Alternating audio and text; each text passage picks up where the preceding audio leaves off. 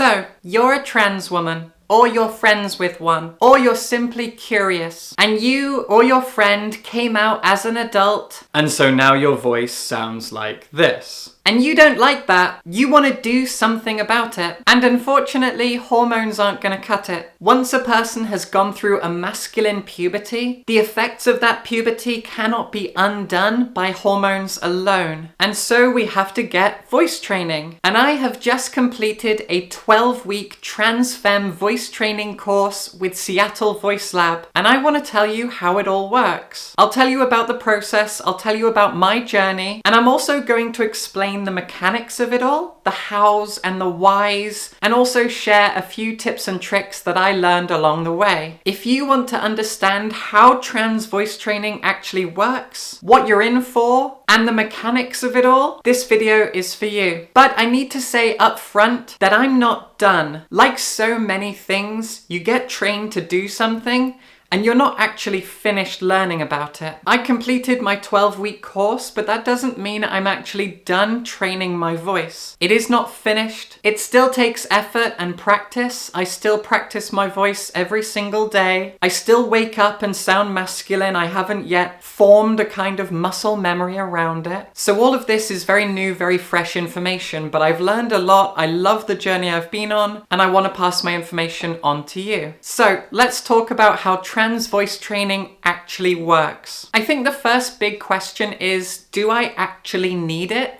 Do I have to have professional lessons in how to feminize my voice? I don't know. I think that probably depends on the individual. For me, I absolutely did. I am a trained actor. I studied theatre at university. I can project my voice. I can do different accents and impressions and blah, blah, blah. But compared to trans voice training, all of that almost felt superficial. There was so much that I could not do, could not even comprehend, and I had to get professional lessons. If that's the case for you, then you'll need them too. But as I'm sure you know, there are so many trans voice training tips and tricks and whole YouTube channels dedicated to trans voice training, and all of it is free. So there are resources out there for you, but none of them did the trick for me, so I ended up going with Seattle Voice Lab. Why then? Well, they're very, very reputable. They have so many wonderful success stories, and I've always been particularly impressed with Abigail Thorne's voice. In case you don't know who she is, she runs Philosophy Tube. She's also an actor, and she went through Seattle Voice Lab, and I thought, okay, I love how she sounds. I want to sound like that too. But it is expensive. It is really, really expensive. So just bear that in mind. Be prepared for the fact that each lesson costs quite a lot of money. So what does a voice trainer actually do in order to help you find your feminine voice? Well, speaking from my own experiences, as well as from all of the different resources that I've seen for free online, there's a selection of things that you have to learn one by one in order to develop your feminine voice. Seattle Voice Lab has a specific curriculum that you have to follow, and it all begins with developing and maintaining a better control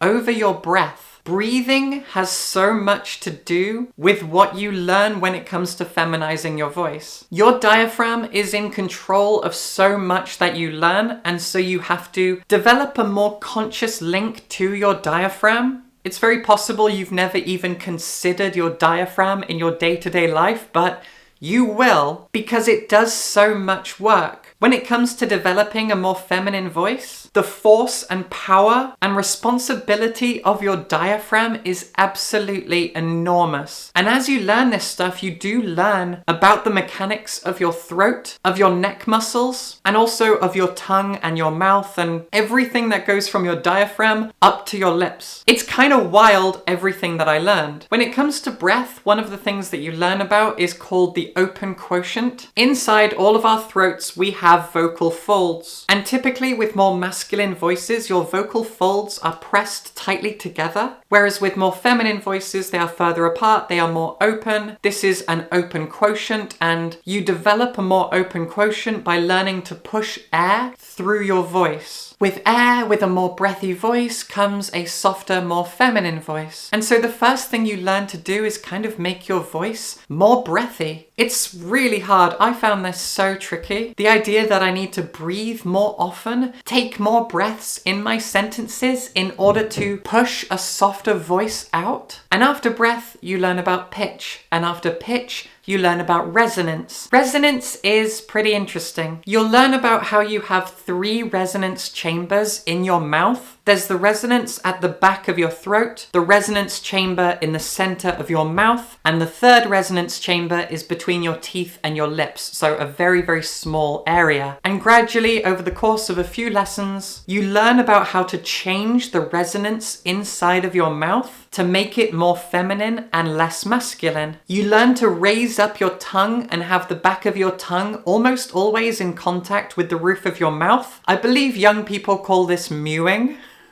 That creates a more feminine space above your tongue for air and voice to pass through, and it makes everything higher pitched. By doing this, you also raise up your larynx, and a higher larynx creates a more feminine sound. As for the third resonance chamber, where your tongue touches your teeth or your lips, etc., that's all about the sounds that we make in the alphabet, the different vowel and consonant sounds that we create. For example, a man typically makes his S sounds further back in his mouth, with his tongue touching the roof of his mouth, whereas more feminine voices make their S sounds against their teeth further forward. And this is one tiny detail of hundreds that you learn. And I have to admit, as I went on, it was exhausting, because imagine you're out in public. You go into a shop or a cafe or a restaurant and you talk to a random person. Not only have you got to perform all of the social skills that we all perform, which for some of us requires more thought and more conscious consideration than other people, you also have to think about all of the dozens upon dozens of things that you've learned to do with your mouth, your throat, your diaphragm, your larynx, your teeth, your tongue placement. I haven't even mentioned nasality. Pushing air through your nose a little bit more, like I'm doing now, making things sound more nasal, is also more feminine. And so that's another thing. You have to remember and apply all of these things. And I'll be honest with you,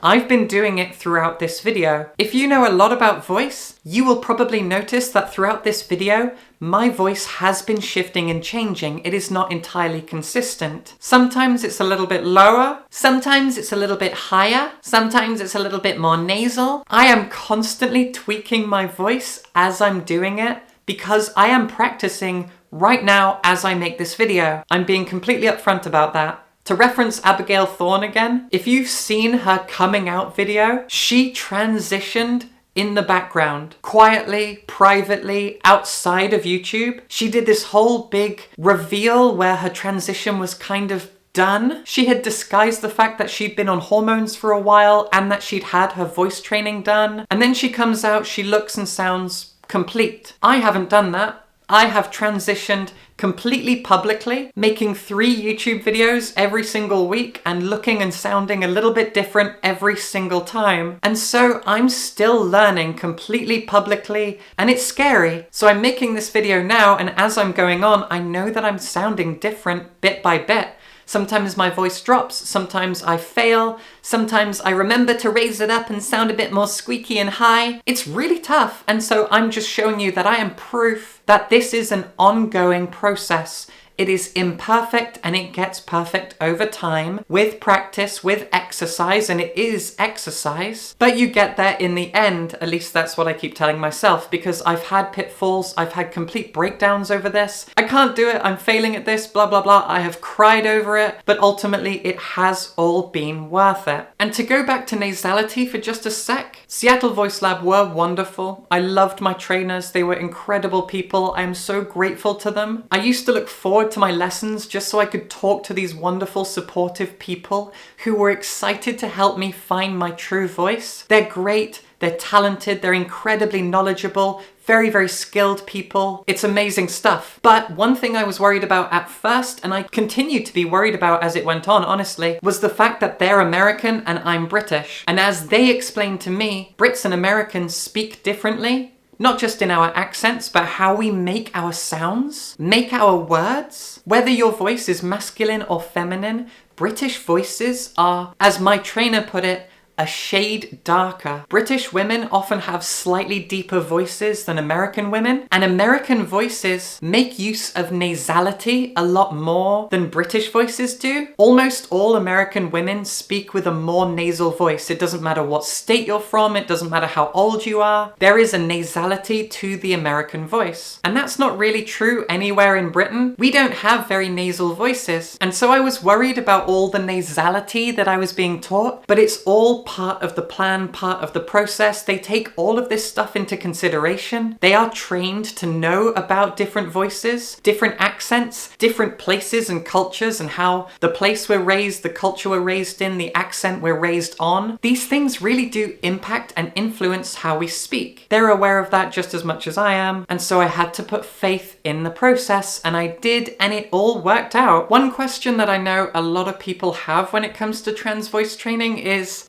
this permanent? And as I demonstrated at the beginning of the video, No, it doesn't have to be permanent. But as I've gone through my voice training, doing this, putting on my old, dead, masculine voice, it does take a little bit of effort. It's kind of weird. And you know what? It feels nostalgic to do it. That's a weird thing to admit. I don't like doing it. Obviously, it gives me dysphoria. I'm not a big fan of doing that voice. But I do like the idea that I can slip back into it if I want to, if I want to make jokes, if I want to have fun with it, I am free to do that. It is my voice. But I am aware that the more you train your voice, if you completely leave that voice behind and you speak 100% all day, every day for months and months and months in your higher, softer, more feminine voice, it is harder and harder and harder to recall that old voice. It does fall away. And doing it just then was kind of uncomfortable. I'm kind of happy with the fact that it takes effort and a bit of conscious focus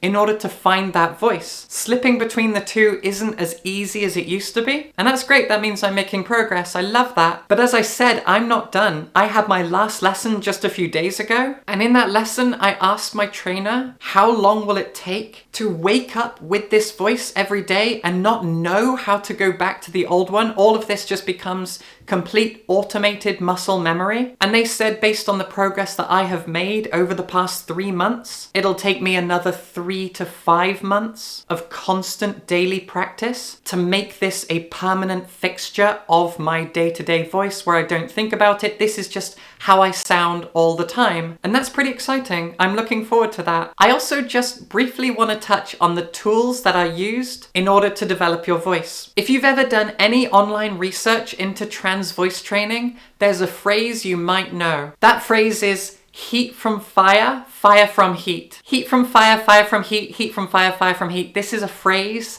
that people use a lot with trans voice training. With Seattle Voice Lab, nobody ever said that phrase. That was just a thing that did not exist. Instead, they used something called the rainbow passage. And the rainbow passage, as far as I understand it, was created by some academics as a perfect paragraph that includes all of the different sounds that are made with the human mouth and throat. And so it's kind of a perfect tool in order to fully master your voice because, as you say the rainbow passage, you cover every single sound that can possibly be made and you do it in your new voice. The rainbow passage is pretty long, and at the beginning you only recite the first line, and as I went on I would recite, and I have now memorized like the first half, maybe the whole thing. The rainbow passage goes like this. When the sunlight strikes raindrops in the air, they act as a prism and form a rainbow. The rainbow is a division of white light into many beautiful colors. These take the shape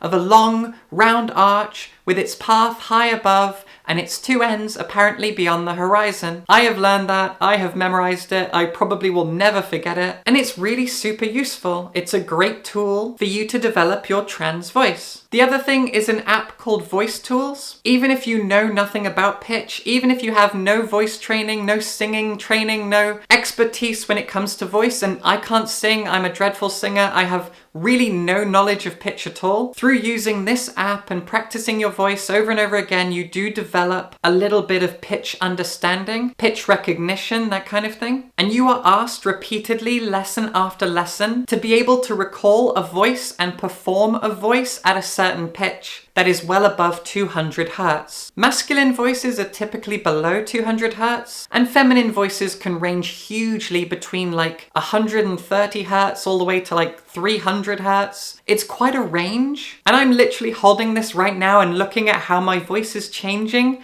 as I speak, and I am moving around from like 240 down to 180-ish hertz as I'm speaking now. It's really interesting stuff. This app is free and you use it every single week to track the pitch of your voice, and you are trained to create a complete tonal consistency, and they do that by combining the use of this app with the rainbow passage. So for example, I need to find something that's a really high pitch around 240 hertz, and you find that and then you speak the rainbow passage at a very flat monotone in order to show that you can consistently hit it. When the sunlight strikes, raindrops in the air, they act as a prism. So that's like 238 hertz. Anyway, you do that a lot, and as you go, you're developing a sense of comfort with a higher pitch. I think that's everything. There is a lot that goes into trans voice training. As I said, so much of it is breathing, so much of it is pitch control, so much of it is about resonance, which I have to admit I'm not very good at right now.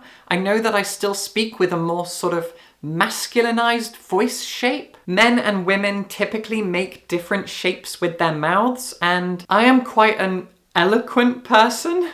I always try to speak very clearly and enunciate, etc., etc. And so unlearning that as a former school teacher has been really, really, really tricky. And as I said, I am not fully there. This is all still a work in progress. As I go back and edit this video an hour from now, I'm gonna find so many moments where my voice failed me, where it changed over the course of the video. It really is a work in progress, and you have to give yourself grace. I am a toxic overachiever. I am a perfectionist, and if I'm not perfecting something as quickly as I'd like, I get deeply angry at myself, I get frustrated, I berate myself, I call myself a failure, and I start to cry. So this process was not easy. It was definitely worth it. I'm so glad that I did it. I like my new voice, and I'm looking forward to seeing how it progresses over time and it matures and it becomes something new. It's a really, really cool process. Just bear in mind, it is expensive if you choose to get professional training like I did. Otherwise, there are lots and lots of resources online, and you can practice this as you go. Just beware that you might not actually develop the right tools, and you might end up doing yourself some physical harm if you take shortcuts. If you watch a video that says this works in 5 minutes and then you're done, those videos might teach you really unhealthy, unsustainable techniques, and your voice after a while might be injured, it might fail, this might not work forever. I'm not sure, just keep that in mind. Professional trans voice training can actually help us understand our voices fully. I once saw a YouTube short from a random trans woman who came onto the video talking like this, going, "People often ask me how I got my voice to sound so feminine like this when I used to sound like this." And there was no difference in her voice. And there were like thousands of likes on this video and hundreds of comments saying, "Wow, your voice sounds so amazing. How did you get it so feminine, so high?" And she was like, "Well, you know, I used to sound like this and now I sound like this." It was the same fucking thing. I don't understand what she was thinking or what the whole audience was thinking. It was the same voice. And I really think that she needs some voice training to understand that, in fact, she hasn't learned anything. Oh, it was so cringe. Anyway, voice training is amazing. I had a wonderful time with it. It was worth every penny. I feel better, I feel stronger, I feel more me. It's so affirming and so euphoric. And I really hope this lesson has helped. If it has, you can support me on patreon.com/willowtalksbooks. You can pick up a copy of my book, Managing and Other Lies, which is a disgusting collection of queer horror stories. And otherwise, subscribe for books and sometimes trans-related stuff.